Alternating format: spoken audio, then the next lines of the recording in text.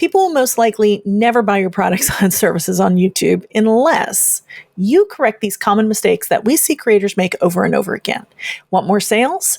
Well, we've got the perfect sales strategies to help you out today. Hey, welcome to the Video Creators Podcast presented by vidIQ.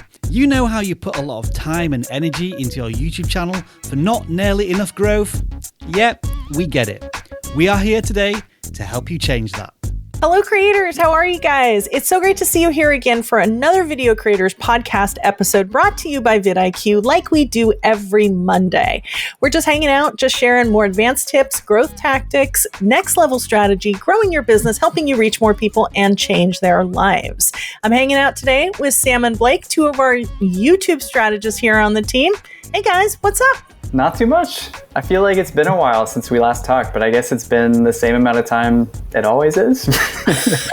But I'm excited. Maybe I just missed you guys. I'm excited to talk through some YouTube stuff today. I know. We're going to dig into sales strategy, which is a real big love of mine on YouTube. Blake, how are you doing? What's new up in your neck of the woods? Yeah, I'm doing well. I'm fighting some allergies today, some seasonal allergies. So if you hear me sniffing at all, that's not strategy. That's just my allergies jumping in. So I'll do my best to kind of hold that back while we help everybody out here. I love it. Well, I got not much new going on here. There's just a lot of stuff going on in YouTube, and there's been a lot of changes. So it's been a really exciting time. I can't wait. Let's dive right in.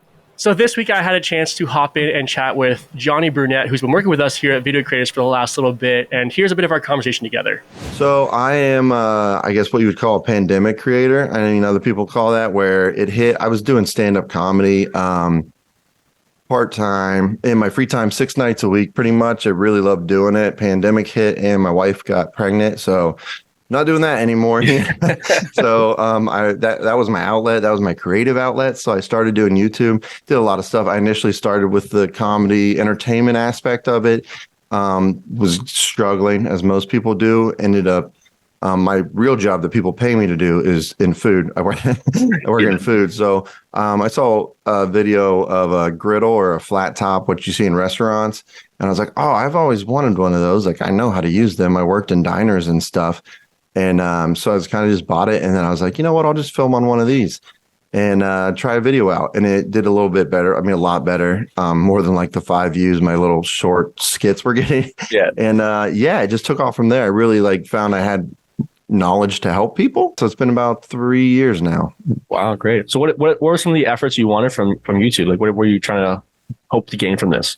So, I mean, initially it was, to fill my free time with something creative, a creative endeavor. And then also it was like, maybe I can make a little bit of money. Who knows? And maybe I can help people. And then the more I did it, the more I really enjoyed helping people. Right. And started getting better. And now it's like, oh, this is a realistic possibility to, possibly make a living or turn into a full-time income. I'm not there yet, but it is growing.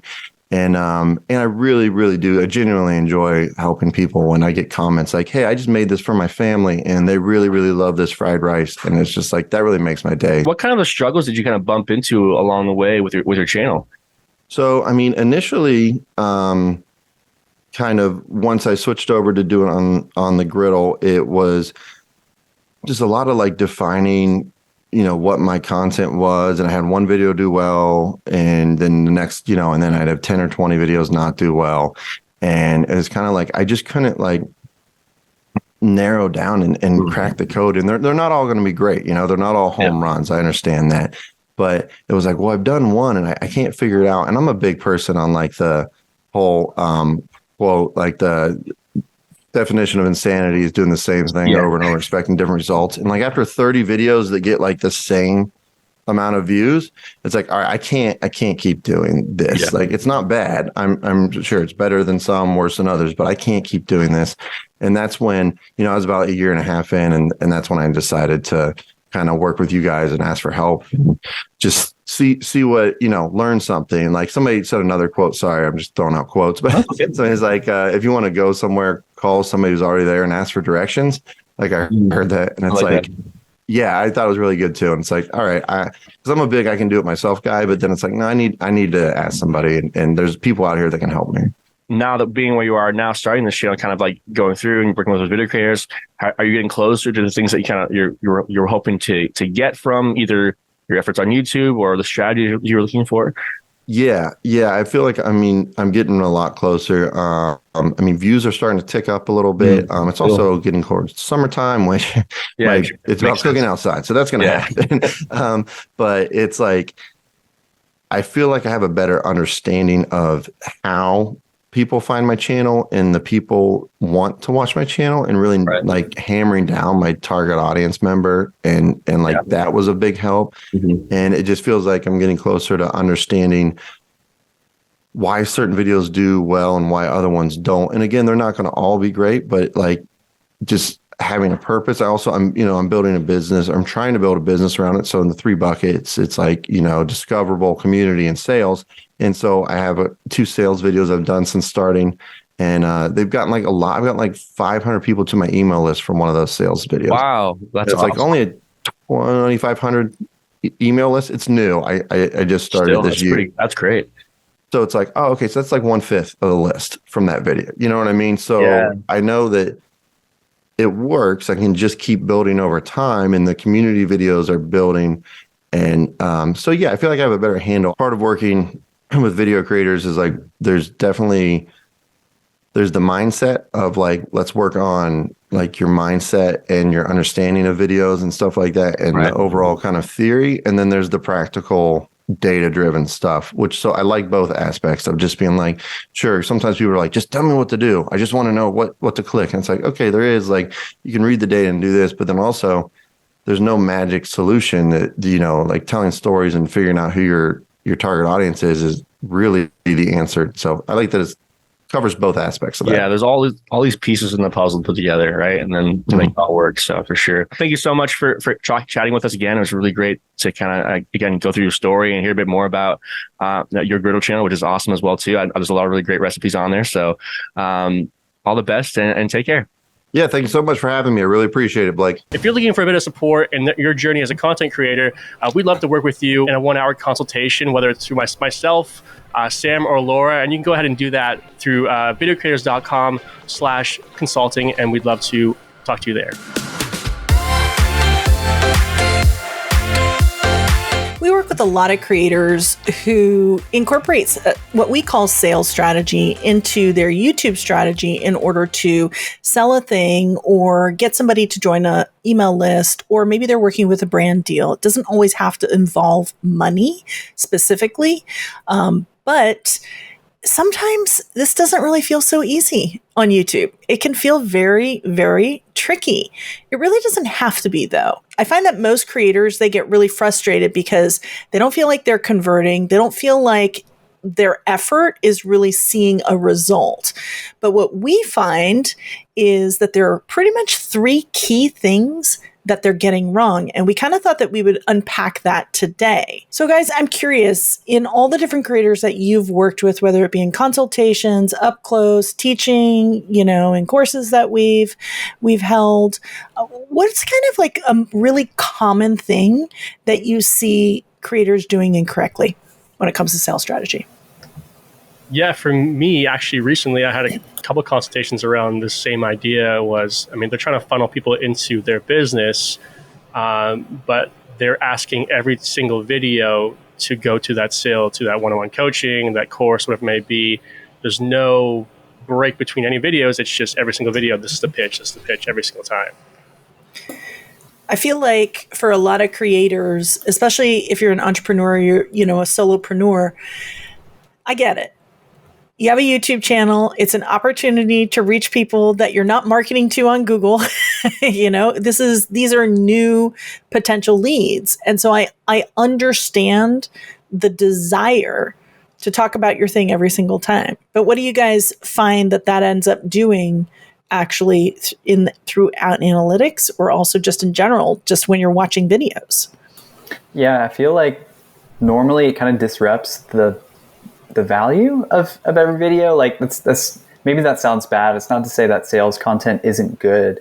But I think there's a time and a place. I think nowadays on YouTube, there's a bit of kind of this YouTube lingo that a lot of creators are just kind of approaching their strategy like, well, I see everybody else do it. The whole, don't forget to smash the like button and it'll really help me out if you leave all of this language that I think is just floating around that maybe it's just a bit more passive than like intentionally and actively trying to get the viewer to do something. So I think that sort of approach, just throwing it into every single video, it almost is a bit passive. And I think too, for the viewers, it just becomes noise at some point too, when it's just in every single video.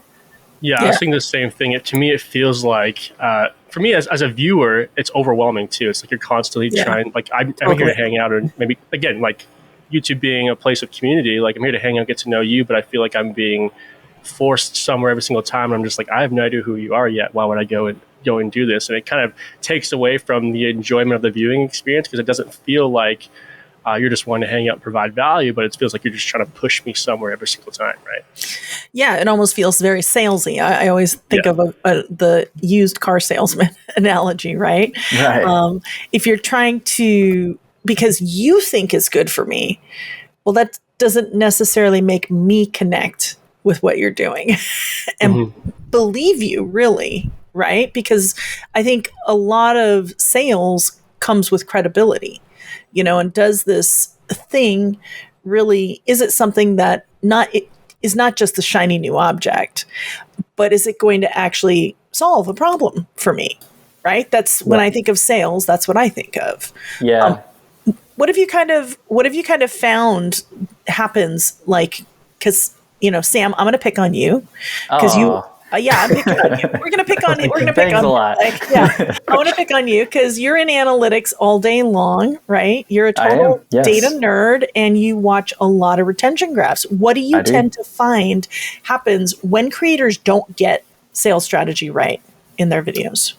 Well, usually there's a big dip, and I think that it takes form in a lot of different ways. Obviously there's a lot of like branded spots and things like that where, that's not necessarily somebody trying to sell maybe their own product or get them to go onto a page, but it's really common to have like a minute integration or like a 30-second integration into your content where that is sale. I would classify that video as a sales video. If you have a branded spot in every single video, I would say that you have all of your videos are sales videos.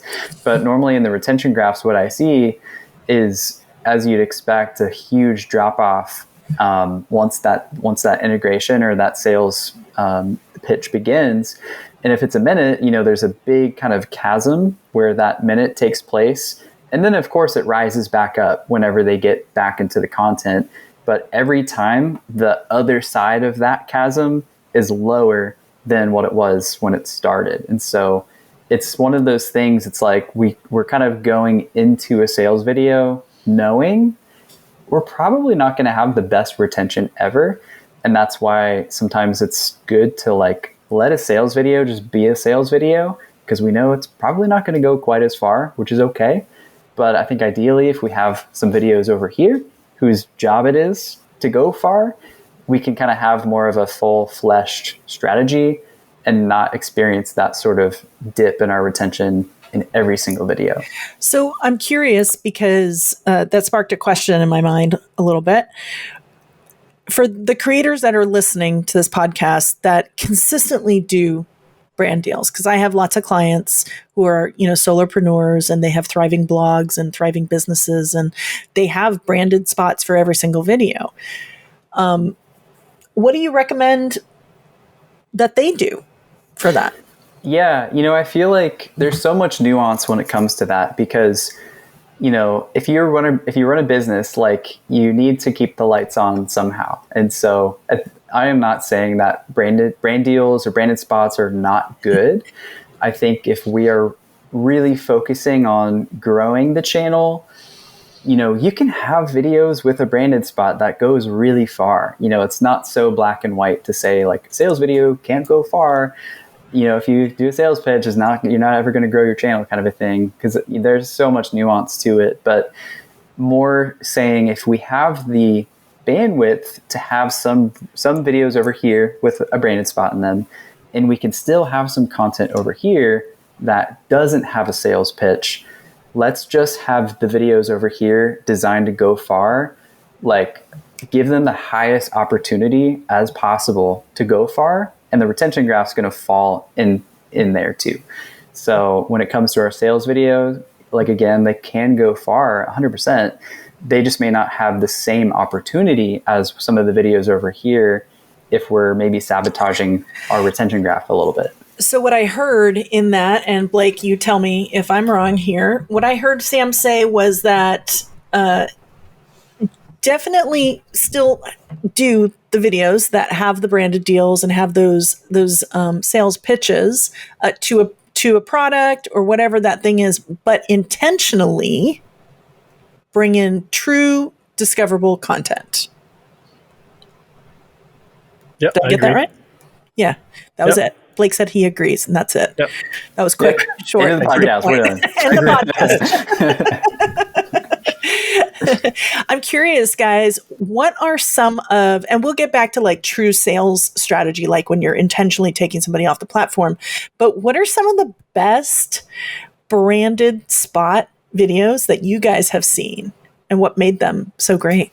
Ooh, I got a good one. Sorry, Blake, if I cut you off. But one comes to mind. There's a creator named Drew Gooden. Have you guys watched him before? No, I could have sworn he was going to say Ryan Trahan. That's what I was waiting for. No. I'm trying to broaden my horizons The here. audience knows you have a little bit of a My affinity bromance for with Ryan Trahan. I know. I'm going to see if I can go a full podcast without talking about him. So, Okay.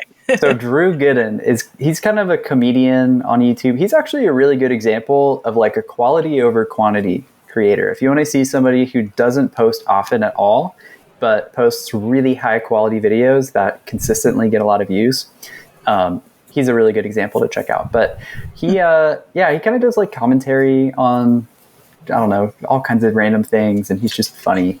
And so he does a branded spot in almost every video, but he makes it like a bit.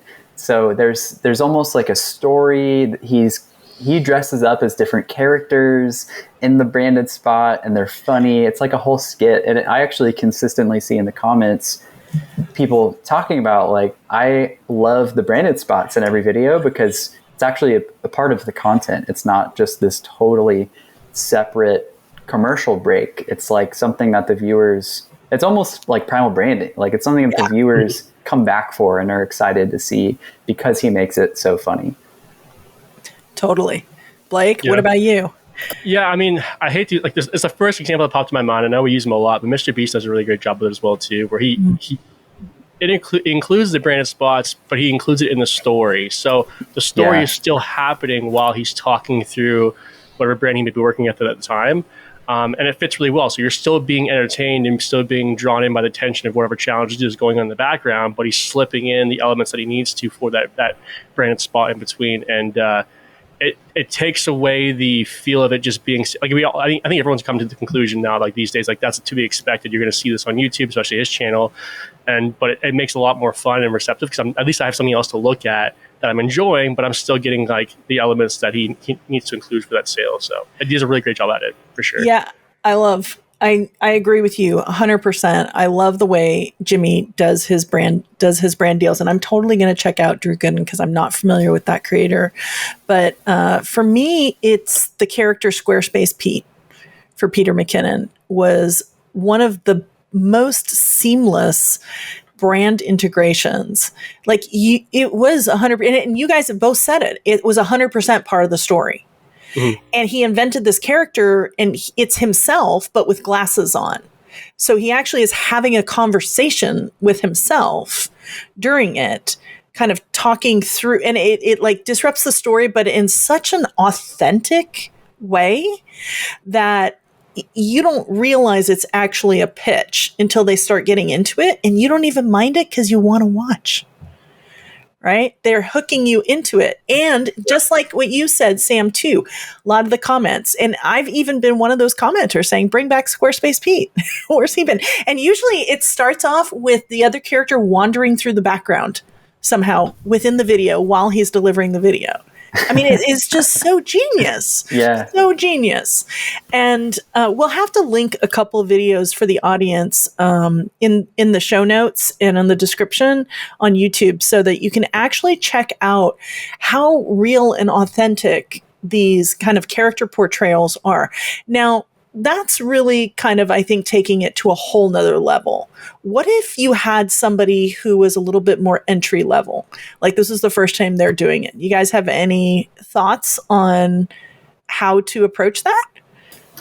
I would say just be intentional. I kind of had the same thought, when we're talking about these really big creators and the way that they're doing it. And some of them are like really goofy and skits. And so I'd imagine someone listening might kind of be like, well, that's great for them, but that's not really me or my channel. Exactly. So I really think if you can just be genuine about it, when I think of sales content, that idea of kind of like a message to everyone is a message to no one kind of a thing.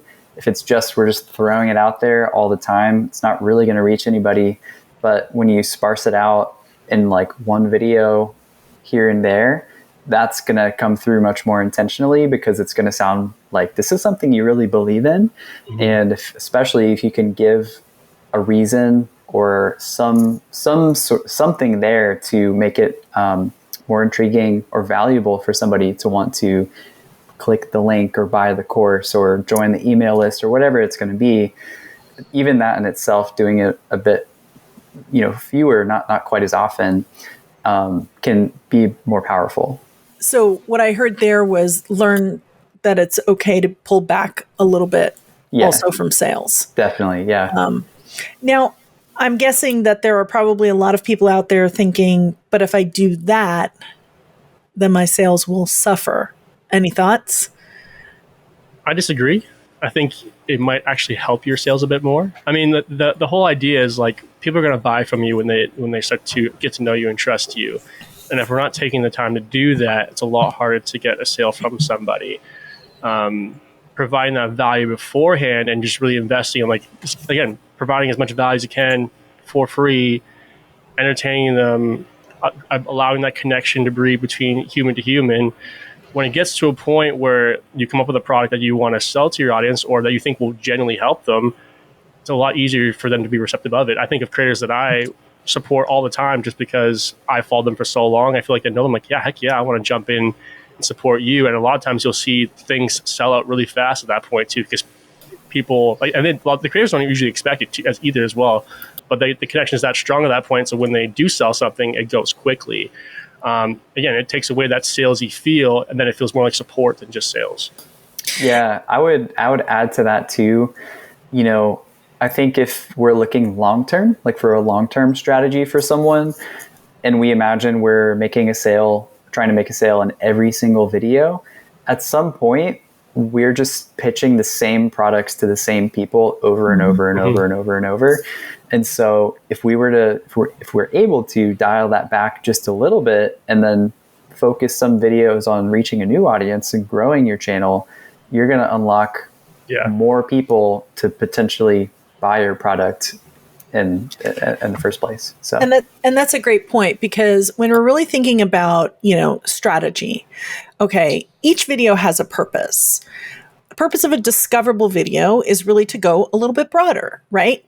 Consider it like a lead magnet. It's going to bring in all these new people to the top of, say, a funnel, like a sales funnel.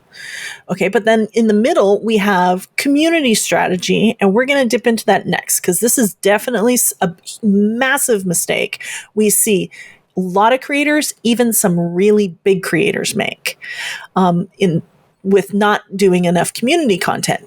But the community content, it has a purpose there, and its purpose is to grow the know, like, and trust factor. But a sales video is really, your entire intention there is to sell something. So like Sam said, if you're doing that every single time, you're selling to the same crowd.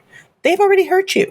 You got to bring in some new lead magnets so that you can actually move them through your funnel, out the back door, off the platform to wherever it is that you want them to go. Again, be very intentional. So let's kind of unpack a little bit of community content here. And it's every single client that I have worked with long-term and more like for 4 months, or I have a couple that I've been working with now for a year plus. It's very, very common to avoid community content. So I just kind of revealed that the whole purpose there is to build the know, like, and trust factor. But tell me a little bit more about that. What exactly does a community video look like, and why is it a huge mistake that people make when they avoid this? Well, I feel like, Blake, you touched on this earlier as far as like, Yeah. you're more likely to buy from somebody that you know.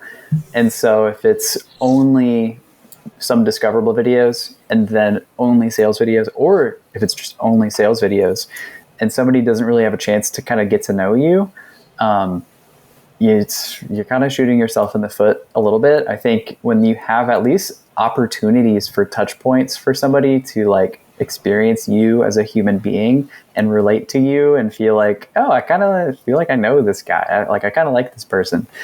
Once they sell something, whether it's merch or like a product or a course or something, you're going to feel way more likely to want to buy that thing from them. Like Mark Rober comes to mind for me because I've been watching him for so long. And so he's got that whole campaign now with the, what is it called? The something labs. I actually give him a lot of money for that. Yeah. Crunch Labs. And here we are, Mark. We're selling your product for you. My nieces, they all get that so that they can learn to be Mark Rober. Yes. Yeah, but I feel like he's done enough type of content, type of videos where he's given the why behind it, and he's talked about like how his love and kind of the nerdiness when it comes to science and having fun with these kinds of things is totally like the engine fueling that thing that he's trying to sell. It doesn't feel salesy at all. Mm-hmm. And I think now that he's kind of developed that know, like, and trust factor with you, you almost want to support him in that way. Yeah, I think it's even the fact of being relatable too. I mean, in community content, I can spend time to talk about my own personal problems or issues, or how I got to do what I am doing now on my channel. And a lot of times for people, the product they're trying to sell is trying to solve a problem for your viewer. By me being open about the stuff that I went through, now you're not just selling me something, you're selling me something that you've also understand that I'm also going through at that point. Now you feel like it's more relatable. It's not just you trying to band-aid something, but it's a tried and true solution to something that you've gone through in yourself too. And that builds trust, because at this point, if I'm dealing with something that's personal and I hear you speaking about it, I'm like, okay, he understands my pain, he knows where I'm coming from. I think I'm a lot more willing to invest my time and my money into something that he's really open about himself, and let's see what goes from here. But I think that piece in community content, being vulnerable, is what builds that trust. Okay, he's able to be vulnerable. He knows what I'm going through. I relate to that. I'm willing to give this product a go. Yeah, I totally agree. I feel like when you trust someone, you're willing to take an action if they ask you to. Mm-hmm. And that's really what we're doing in the sales call to action, is we're asking our audience to go to a website, to click a link, to take a particular action, maybe give me an email in exchange for a free PDF. But I'm not going to do that if I don't trust you. So let's talk a little bit about what that actually looks like, because I feel like we need to also be a little practical when it comes to community content, because one mistake or trap that I feel a lot of creators fall into is they hear the word community content and they think I have to do like an I quit video, or something that's like a big trend, or all of a sudden if you are like a how-to channel, you educate people, all of a sudden you need to do vlogs in order to do that. So what does a community video really look like for a variety of channels? There's a big question. There is a big question. I'll take a swing. If I'll just make this up kind of off the top of my head, but I was actually going to even bring up the point, because there are some channels where maybe they're not necessarily trying to solve a problem for somebody. Maybe if it's more like a vlog channel or just a entertainment channel, and it's like, I'm not going to like solve all your problems with this product or something. Like, how would I do sales videos if it's maybe for like a Patreon or like a membership or something like that? What does that look like? So an idea for me that comes to mind for a community video could be if it's maybe like you have like a music channel or something like that, and you play an instrument, maybe you have like a studio.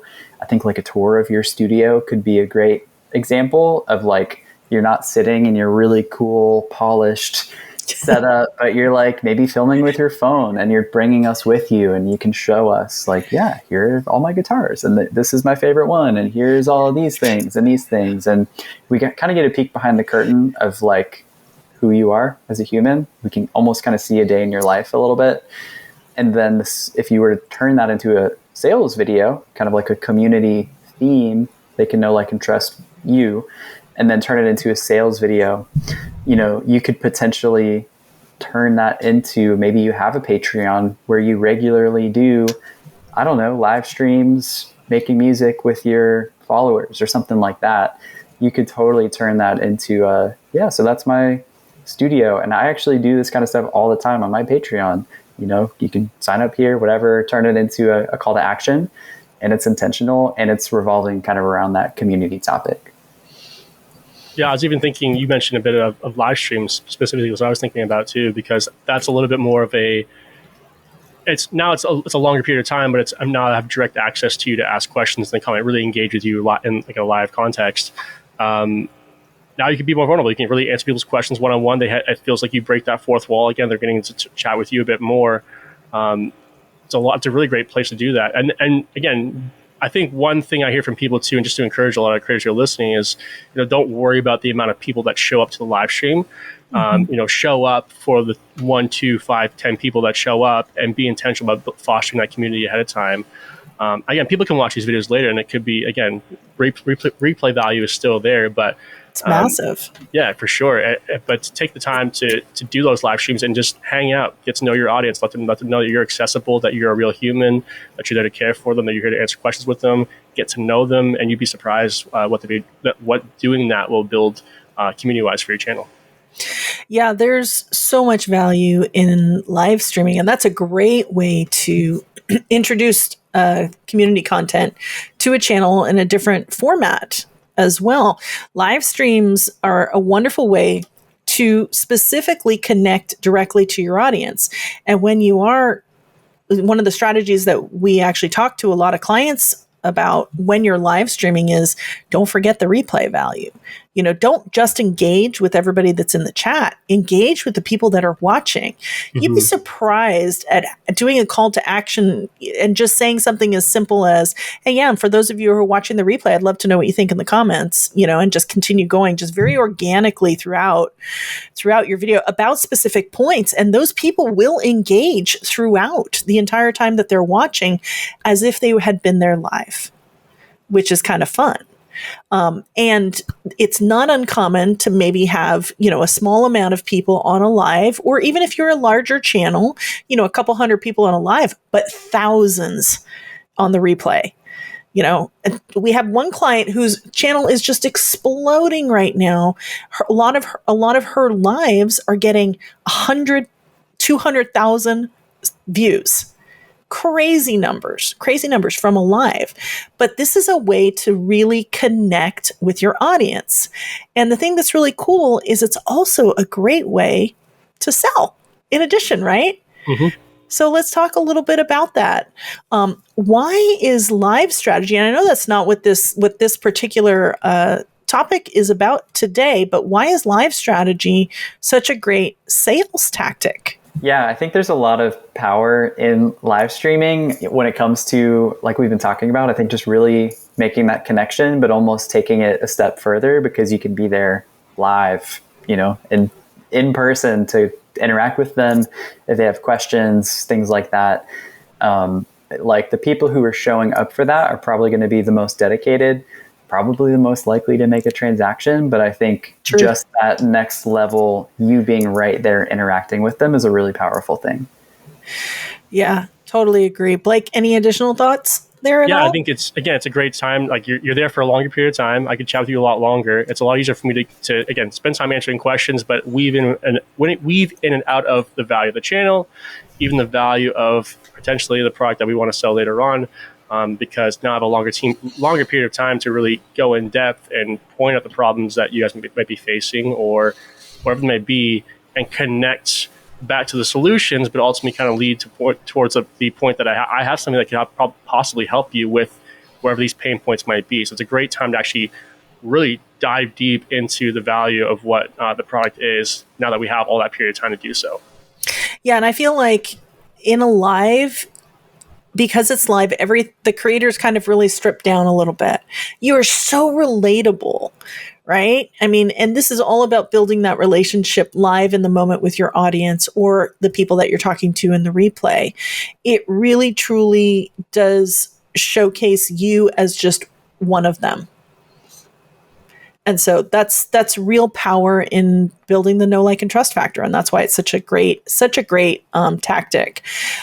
But it's not really, those two things are not really the only two mistakes that we see creators make. What's probably one of the biggest ones that you see?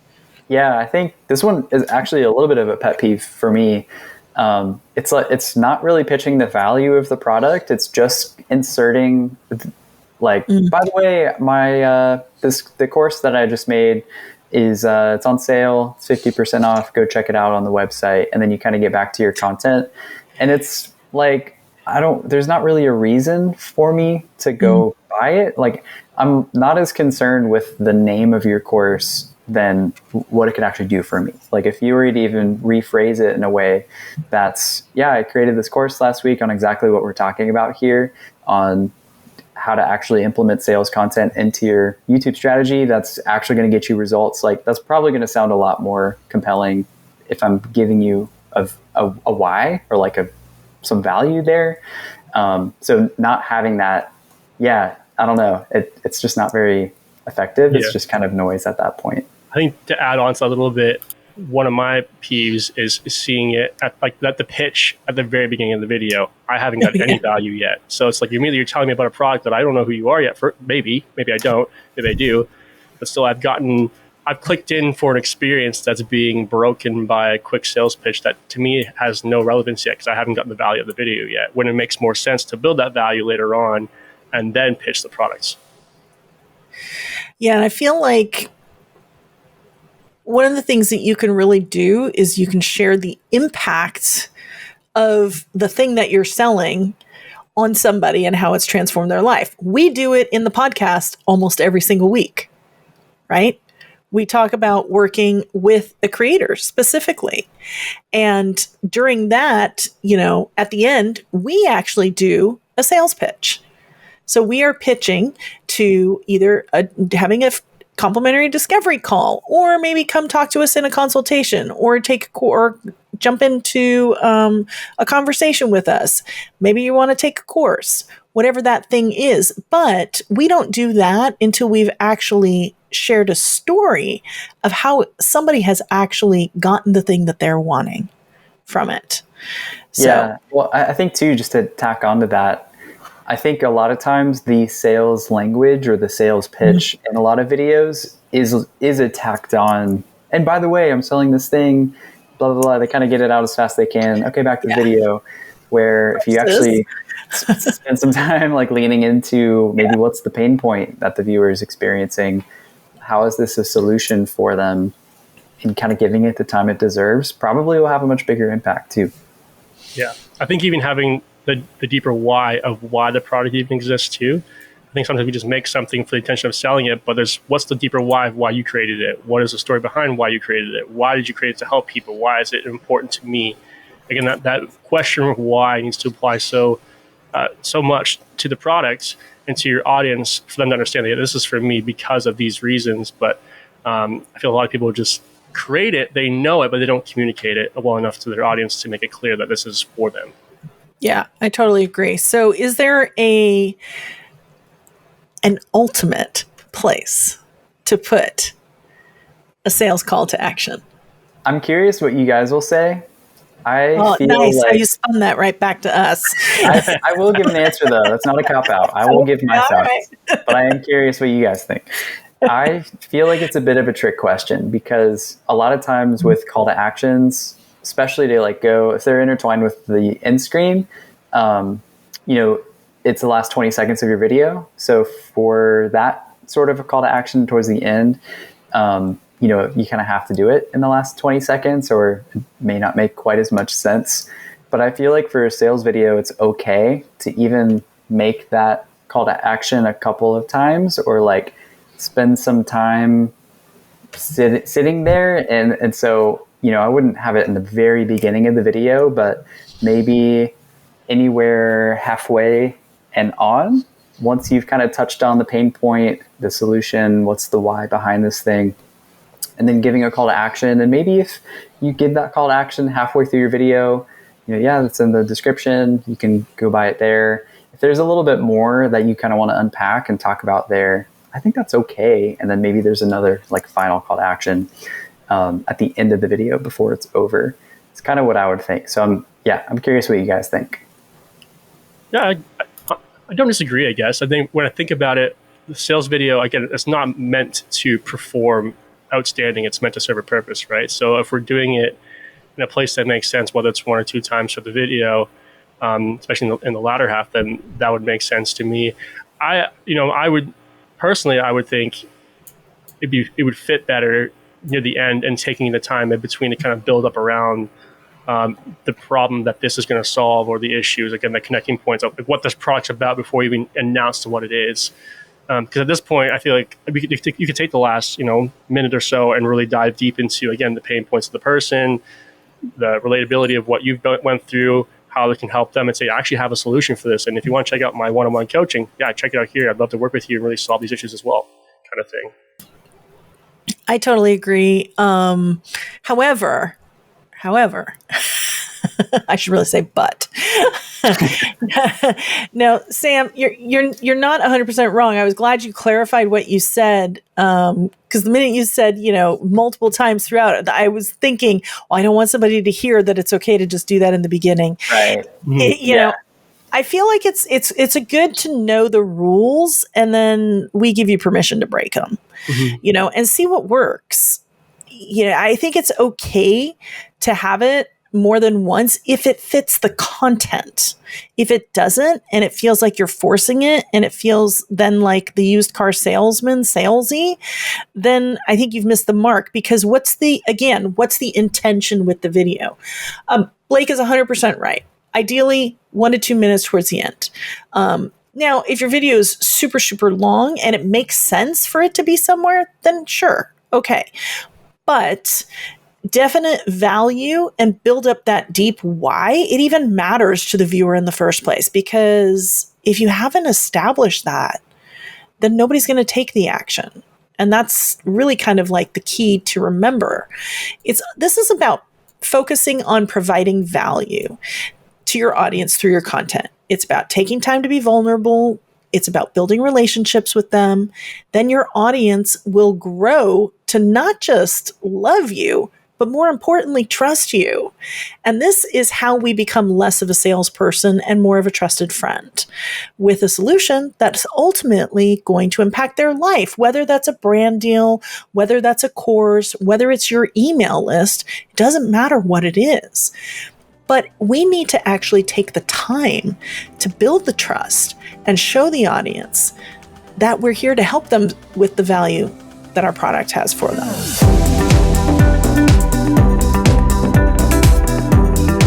So every week we love to leave you guys with a power tip, something new that's happening on YouTube. And this week I have something I am looking forward to.